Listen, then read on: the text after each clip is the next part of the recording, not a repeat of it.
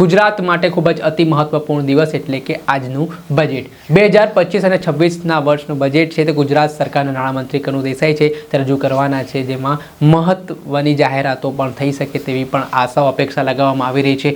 મધ્યમ વર્ગ મીટ માંડીને બેઠો છે કે આ વખતે આ બજેટમાં તેને ખૂબ રાહત મળે। ખેડૂત હોય, મહિલાઓ હોય, યુવાનો હોય, તેમણે પણ અલગ અલગ અપેક્ષાઓ આ બજેટથી લગાવી છે। ત્યારે આજે નાણામંત્રી કનુ દેસાઈએ બજેટને લઈને પણ મહત્વનું નિવેદન આપ્યું છે। તેમણે કહ્યું છે કે આ બજેટ મહિલાઓ, ખેડૂતો અને યુવાનો માટે ખાસ પ્રાથમિકતામાં રહેશે। સાથે જ આ મામલે આમ આદમી પાર્ટીના ડેડિયાપાડાના ધારાસભ્ય ચૈતર વસાવાએ પણ બજેટ પહેલાં કેટલીક મોટી માંગણીઓ કરી દીધી છે। તેમણે કહ્યું છે કે જે અન્ય રાજ્યોમાં ગેસની બોટલો 500 રૂપિયામાં આપવામાં આવે છે, મહિલાઓને સન્માન નિધિ જે આપવામાં આવે છે, સાથે જે ભરતીઓની પ્રક્રિયા છે, દર વખતે ભરતીઓ કરવા માટે સરકાર જાહેરાતો કરે છે પરંતુ સમયસર ભરતી નથી થતી, તેને લઈને પણ તેમણે સવાલ ઉઠાવ્યા। ખેડૂતોને જે ટેકાના ભાવની વાત હોય તે ટેકાના ભાવને લઈને પણ તેમણે વાત કરી કે તેમને પૂરતો ભાવ આપવામાં આવે। તેમણે જે નર્મદા જિલ્લા તેમજ આદિવાસી વિસ્તારોમાં જે વિસ્થાપિતો છે તેમને પૂરતું વળતર ચૂકવવામાં આવે તેવી અલગ અલગ માંગ સાથે શું વાત કહી છે તે સાંભળી લો।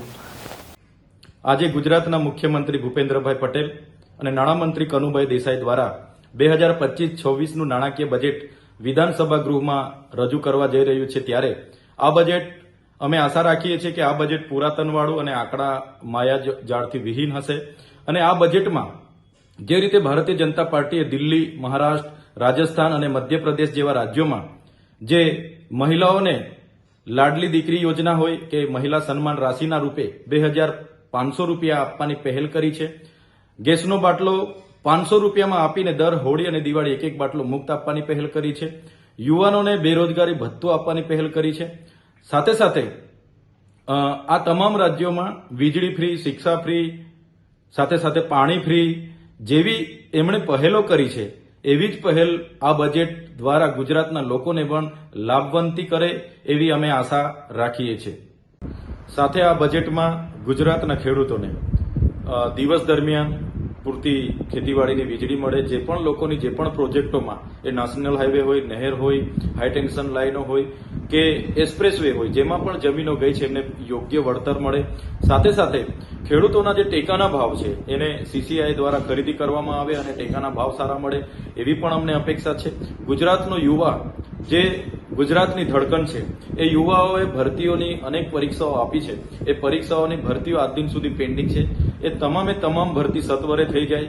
જે પણ કરાર આધારિત કર્મચારીઓ છે એમને પણ સરકારી ધોરણે જે પણ લાભો નથી મળી રહ્યા એમને પણ પૂરતા લાભો મળે એવી પણ આશા રાખીએ છીએ। મનરેગા યોજનામાં ગુજરાત સરકારના લઘુત્તમ વેતન ધારા પ્રમાણે 452 રૂપિયા દરેક વ્યક્તિને પર ડે મળે એ પણ અમે આશા રાખીએ છીએ।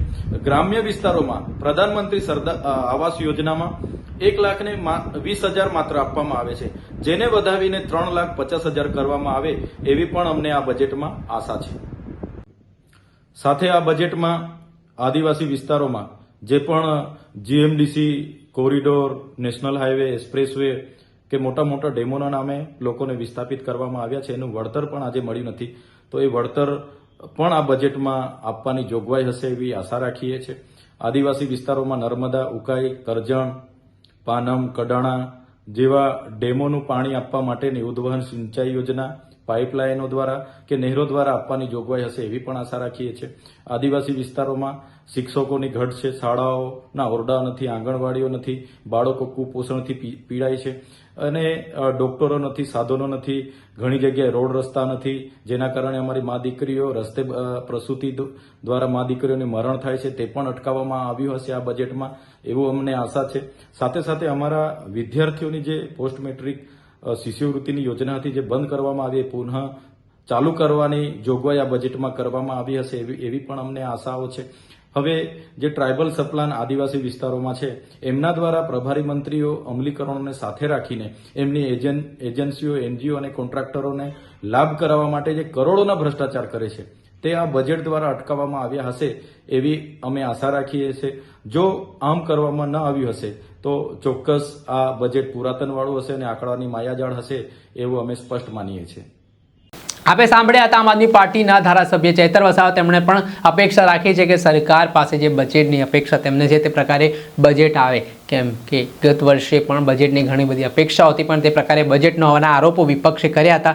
પરંતુ હવે જે રીતે તેમણે અલગ અલગ મુદ્દાઓ ઉઠાવ્યા છે તેને લઈને જોવાનું રહ્યું કે અત્યારે થોડીક જ વારમાં જે બજેટ રજૂ થવાનું છે તે બજેટમાં આ બાબતો સ્પષ્ટ થાય છે કે કેમ. દર્શક મિત્રો, એન્કર ન્યૂઝને આપ લાઇક કરો, સબસ્ક્રાઇબ કરો અને શેર કરવાનું ભૂલતા નહીં.